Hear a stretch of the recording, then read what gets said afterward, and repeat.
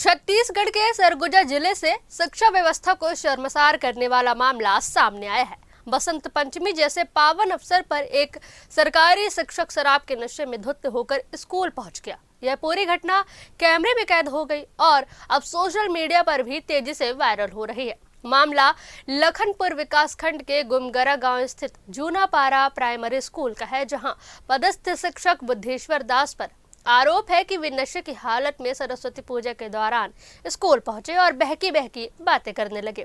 Video में साफ देखा जा सकता है कि जब ग्रामीण शिक्षक से शराब पीने को लेकर सवाल करते हैं तो वे पहले इनकार करते हैं और कहते हैं कि उन्होंने सिर्फ मध्याह्न भोजन में दाल भात खाया है। हालांकि आगे बातचीत में वह खुद कहते हैं कि पूजा है, इसलिए भगवान का दूसरा प्रसाद चढ़ाया है।